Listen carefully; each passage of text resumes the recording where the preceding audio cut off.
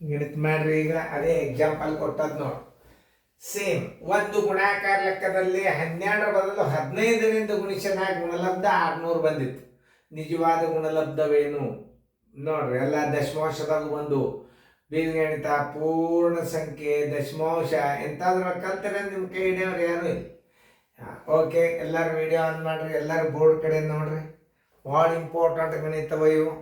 ಸಂಕಲನ, ವ್ಯವಕಲನ, ಗುಣಾಕಾರ ಕಲ್ತಿರಿ ಅಂದ್ರೆ ಬೀಜಗಣಿತ ಭಾಳ ಸರಳ ಬರ್ತದೆ. ಇದು ಬೀಜಗಣಿತದಾಗ ಬಂದಂಗ ಒಂದು ಗುಣಾಕಾರ ಲೆಕ್ಕದಲ್ಲಿ 12 ಬದಲು ಇದು ತಪ್ಪು.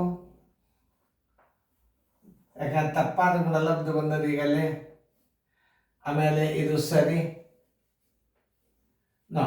ಏನ್ ಮಾಡ್ಯಾನವ, ಒಂದು ಗುಣಾಕಾರ ಲೆಕ್ಕದಲ್ಲಿ ಎಕ್ಸ್ ಗುಂಡ್ಲೆ ಒಂದು ಗುಣಾಕಾರ ಲೆಕ್ಕ 12ರ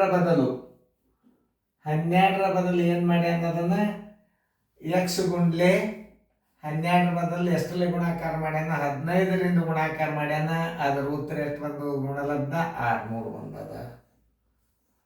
ಎಕ್ಸ್ ಇಸ್ ಈಕ್ವಲ್ ಟು 600 ಗುಣಾಕಾರ ಇದ್ದದ್ದು ಇಚ್ಚಕೋತಂದ್ರೆ ಭಾಗಾಕಾರ, ಇದು ಭಾಗಾಕಾರ ಇದ್ದಂಗೆ 15 ಒಂದ್ಲೆ 15 ನಾಲ್ಕಲೆ ಪೂಜೆ. ಎಕ್ಸ್ ಇಸ್ ಈಕ್ವಲ್ ಟು ಎಷ್ಟಾಯ್ತು 40 ಆಯ್ತು. ಈ ಎಕ್ಸ್ ಜಾಗದಾಗ ನೀವು 40 ಇಟ್ಕೋಬೇಕು ನೋಡಿ. 40 ಗುಂಡ್ಲೆ 12 ಬರೋಬ್ಬರಿ 12 ನಾಲ್ಕಲೆ 48, 480. ಸರಿಯಾದ ಗುಣಲಬ್ಧ ಬರೋಬ್ಬರಿ, ಸರಿಯಾದ ಗುಣಲಬ್ಧ ಬರೋಬ್ಬರಿ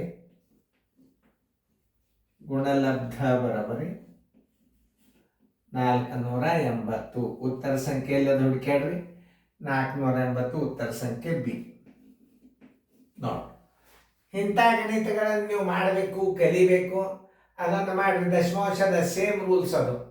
ಒಂದು ಗುಣಾಕಾರ ಲೆಕ್ಕದಲ್ಲಿ ಒಬ್ಬನು 0.8ರ ಬದಲು 0.9ರಿಂದ ಗುಣಿಸಿದಾಗ 2.592 ಗುಣಲಬ್ಧ ಬಂದಿತು. ನಿಜವಾದ ಗುಣಲಬ್ಧವೇನು? ಓಕೆ, ಒಂದು ಗುಣಾಕಾರ ಲೆಕ್ಕದಲ್ಲಿ ಇದು ತಪ್ಪು, ಇದು ಸರಿ. ಗುಣಾಕಾರದ ಈಗ ಎಕ್ಸ್ ಗುಂಡ್ಲೆ ಒಂದು ಗುಣಾಕಾರ ಲೆಕ್ಕದಲ್ಲಿ 0.8ರ ಬದಲು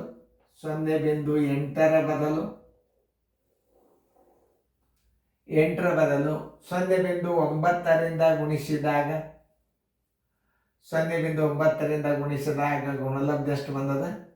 2.592. ಓಕೆ, ಎಕ್ಸ್ ಬರೋಬ್ಬರಿ 2.592 ಸರ್ವಾಸವಾಗಲಿ 0.9.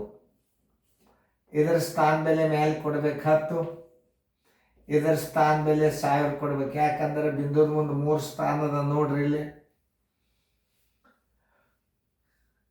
9 1 2 11 1 16 17 18 9ರಲ್ಲೇ ಭಾಗ ಹೋಗ್ತದೆ. 9 1 9 2 18, 9 2 18, 7 ಉಳಿತು. 9 8 72 ಮತ್ತು 7 ಉಳಿತು. 9 8 72. ಈ 0 ಹೊತ್ತು, ಈ 0 ಹೊತ್ತು ಅಂದ್ರೆ 288 divided by 100 is equal to 2.88 ಬಂತು ನೋಡ್ರಿ. ಭಾಳ ಹುಷಾರಿರ್ಬೇಕು. ಹಿಂಗೆ ಲೆಕ್ಕ ಮಾಡ ಭಾಳ ಹುಷಾರಿರ್ಬೇಕು. ಗುಣಾಕಾರದ ಎಕ್ಸ್ ಹಾಕೋರಿ. ಈಗ ಎಕ್ಸ್ ಜಾಗದಾಗ ಎಷ್ಟು ಬಂದದ? ಈಗ 2.88 ಬಂದದ. ಗುಂಡ್ಲೆ 0.8 ಅದ. ಇಸ್ ಈಕ್ವಲ್ ಟು 1 ಸ್ಥಾನ 2 ಸ್ಥಾನ 3 ಸ್ಥಾನ ಇದ್ದದ್ದು ಉತ್ತರ ಹುಡುಕ್ಯಾಡ್ರಿ. ಇಲ್ಲದ ಮೇಲೆ ಬರಲೇಬೇಕದ.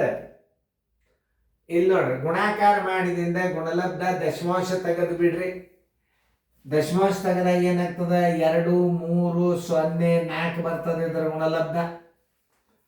ಇದನ್ನ ದಶಮಾಂಶ ತೆಗೆದಾಗ 2 3 0 4, ದಶಮಾಂಶ ತೆಗೆದ್ರೆ 2 3 0 4, ದಶಮಾಂಶ ತೆಗೆದ್ರೆ 2 3 0 4, ದಶಮಾಂಶ ತೆಗೆದ್ರೆ 2 3 0 4 ಇಟ್ಟು ಬಿಡ್ರಿ. ಸ್ಥಾನ ಎಣಿಸ್ರಿ. 1 2 3 1 2 3. ಆನ್ಸರ್ ಇಸ್ ಈಕ್ವಲ್ ಟು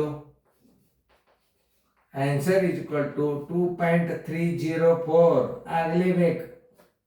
ಉತ್ತರ ಸಂಖ್ಯೆ ಎಲ್ಲದ ಹುಡುಕ್ಯಾಡ್ರಿ ಬಿ.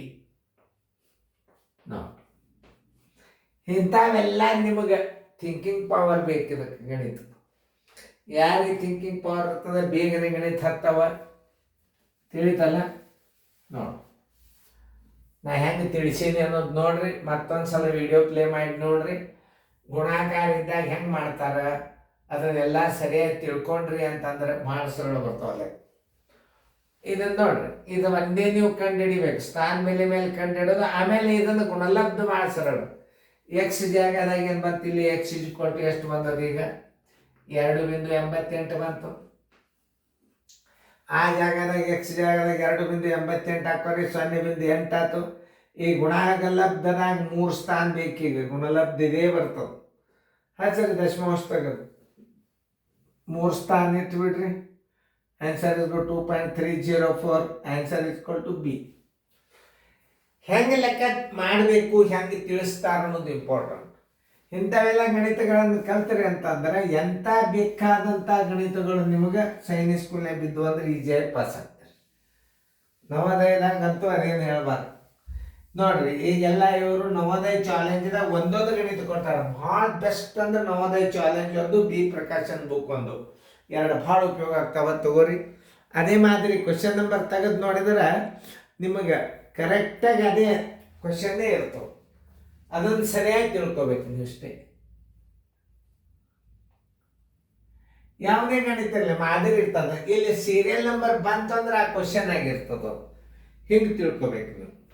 ಅದು ಎಷ್ಟನೇ ಕ್ವಶನ್ ಅದ ಅನ್ನೋ ಸಹಿತ ತಿಳ್ಕೊಬೇಕು ನೀವು. ಅಂದ್ರೆ ನಿಮ್ಮ ಗಣಿತಗಳು ಭಾಳ ಸರಳ ಬರ್ತಾವ. ಆಮೇಲೆ ತಿಳಿತಲ್ಲ ನಿಮಗೆ. ಗುಣಾಕಾರ ಲೆಕ್ಕದ ನಂಬರ್ ಎಷ್ಟದ ಅಂದ್ರೆ ಇವೆಲ್ಲ ಇಲ್ಲಿ ತನಕ ಆದದ್ದು ಗಣಿತಗಳು 27ಕ್ಕೆ ಎಕ್ಸಾಂಪಲ್ಲೇ ನಾ ಇಷ್ಟು ಕೊಟ್ಟ. 27ನೇ ಪ್ರಶ್ನೆ ನೀವು ನವೋದಯ ಚಾಲೆಂಜ್ದಾಗ ನೋಡಿದ್ರಿ ಅಂದ್ರೆ ಅದರ ಮಾದರಿನೇ ಇವೆಲ್ಲ. 27ನೇ ಗಣಿತಕ್ಕೆ ದಶಮಾಂಶ ಕೊಟ್ಟದ್ದು, ಪೂರ್ಣ ಸಂಖ್ಯೆ ಕೊಟ್ಟದ್ದು ಸಾಕು.